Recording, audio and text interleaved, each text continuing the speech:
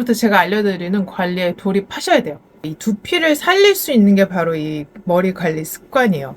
제가 제일 먼저 바꾼 거는 무조건 머리는 저녁에 밤에 자기 전에 감는 거예요. 그래서 하루 종일 왜 우리 피부랑 똑같아요. 하루 종일 밖에 돌아다니면서 미세먼지, 피지, 화장품 잔여물 같은 게 여기 잔뜩 쌓여 있잖아요. 근데 이걸 안 씻고 그냥 자면 직사광선에 노출됐던 피지들이 산화되면서 두피 이렇게 단단히 굳어버리고 또 모공도 다 막아서 염증을 일으킨다고 해요. 화장 안 지우고 자는 거랑 똑같아요. 정 아침에 떡 찌는 게 신경이 쓰이시면 차라리 저녁에 꼼꼼하게 감고 아침에 한 번 더 감으세요. 엄청 귀찮으시겠지만 두피나 머리카락이 더 빠지진 않으니까 이렇게 하루에 2번 감으시는 것도 괜찮아요. 그다음 두 번째는 물 온도는 미지근하게, 손톱은 절대 금지. 예전에는 뜨거운 머리로 막 다 적셔야 시원한 줄 알았거든요. 그런데 이렇게 하면 두피도 얼굴 피부와 마찬가지로 너무 건조해지고 예민해지더라고요. 그래서 체온과 비슷한 미지근한 물로 두피를 충분히 적셔준 뒤에 거품을 내고 해줘야 자극이 덜해요. 그리고 시원하다고 손톱으로 벅벅 긁으시면 절대 안 돼요. 상처나고 염증 생겨요. 그래서 무조건 이렇게 손가락 지문으로 두피 앰플 발라줄 때도 손가락 이 둥근 부분으로 그냥 이렇게 마사지를 부드럽게 해준다는 느낌으로 해주시면 됩니다. 그 젖은 머리에 빗질 하시는 분들 있죠. 이거는 머리카락을 완전히 학살시키는 행위예요. 샤워하면서 트리트먼트 바르고 빗질 하시는 분들 많죠. 그리고 두피 마사지 한다고 여기다가 두피 그 마사저로 막 뭉개시는 분들이 있어요. 두피와 머리카락이 치명적이에요. 머리가 통째로 뽑혀나갈 수도 있어요. 모낭이 잡아당기는 힘에 의해서 계속 뽑히면 영구적인 손상을 입어서 다신 그 자리에 머리가 안 나는 견인성 탈모가 생겨요. 그래서 여러분 저는 눈썹도 이제는 그 티저로 안 뽑거든요.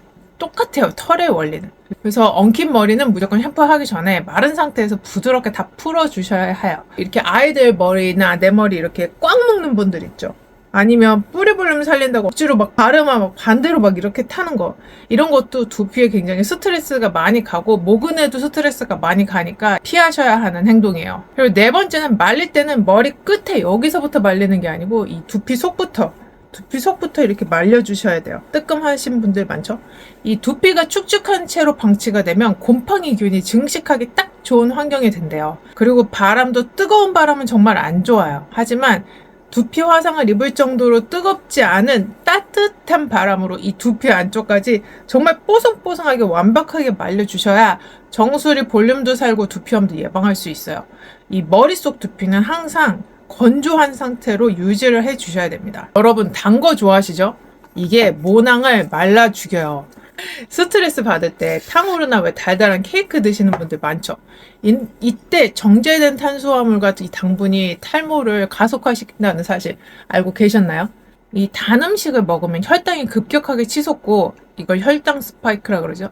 우리 몸은 이걸 낮추려고 인슐린을 마구 뿜어대잖아요.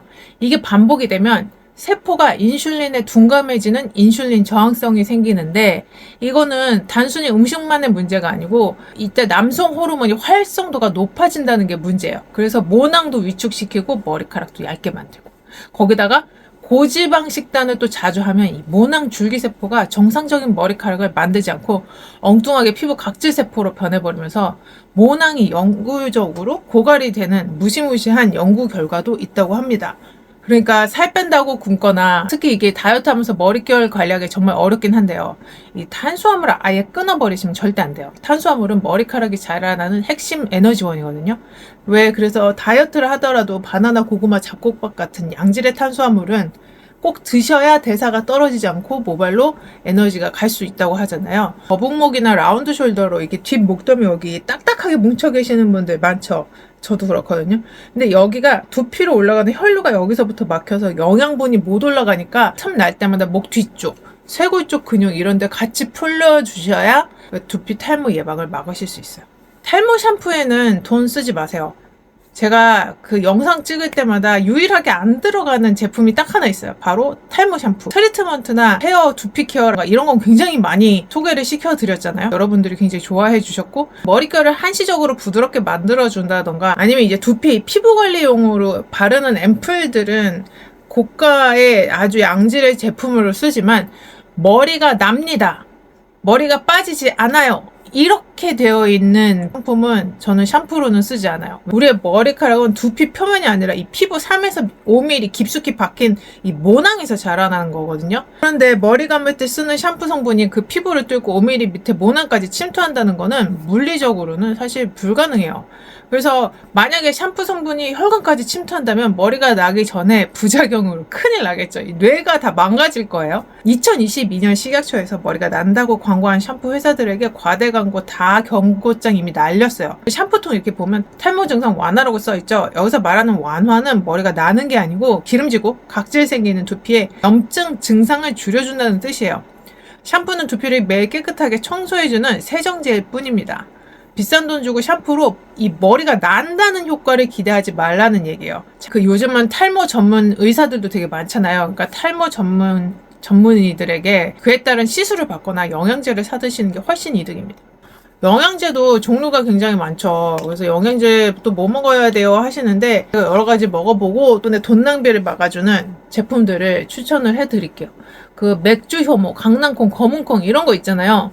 이런 게 어느 정도 그냥 도움 정도는 되지만 얘네가 단독으로 뭐 어떻게 할 수 있다 이런 기능들은 사실상 없어요. 맥주 효모가 유명해진 것도 1960년대 독일 맥주 공장 노동자들이 머리숱이 굉장히 풍성했었대요. 그래서 이제 그 썰에서 유행이 된 건데 그 맥주 효모가 영양 성분이 많기는 하지만 이건 정말 어디까지나 무리한 다이어트나 스트레스로 인한 여성들의 일시적인 휴지기 탈모 있죠. 요때만 잠깐 효과가 입증이 됐고 나이가 들면서 정수리가 이런 비는 유전성 탈모, 노화성 탈모 이런 데는 큰 의미가 없다고 설명서에도 쓰여 있어요. 게다가 뭐 통풍을 유발할 수 있는 성분이 있어서 또 너무 과하게 드시면 요산 수치가 오를 수도 있거든요. 그리고 또 많이 드시는 비오틴. 이 비오틴은 머리카락 단백질, 케라산 합성에 정말 꼭 필요한 성분은 맞아요. 저도 꼭 챙겨 먹고. 하지만 극단적인 다이어트나 위장 질환이 없는 이상 현대인들에게 비오틴 결핍은 거의 안 생깁니다. 하지만 저처럼 1년 365일 다이어트를 하시는 분들은 드셔야 돼요. 근데 그것도 아니다. 나는 365일 잘 먹고 잘 살고 있다. 이러면 결핍도 아닌데 고용량을 쏟아붓는다고 해서 유전성 탈모가 멈추진 않아요. 머릿결이나 손발톱이 좀 윤기나게 튼튼해질 수는 있죠. 그런데 하루 1만 마이크로그램 이상 너무 많이 드시면 심근경색이나 갑상선 피검사 결과를 심각하게 교란할 수도 있으니까 건강검진 전에는 꼭 끊으셔야 됩니다. 그리고 검은콩, 이소폴라본이라는 천연 여성 호르몬이 있어서 이론적으로는 탈모에 참 좋아요. 그런데 머리가 이렇게 굵어질 정도로 효과를 보려면 머리 나기 전에 검은콩 먹다가 살이 한 50kg는 더 찔 정도로 엄청나게 많은 양을 먹어야 된대요.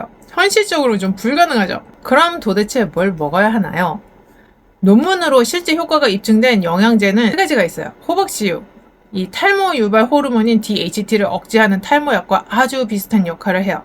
6개월 동안 꾸준히 섭취했더니 위약그룹 대비 모발이 40%나 빽빽하게 증가했다는 놀라운 국내 임상 결과가 있어요.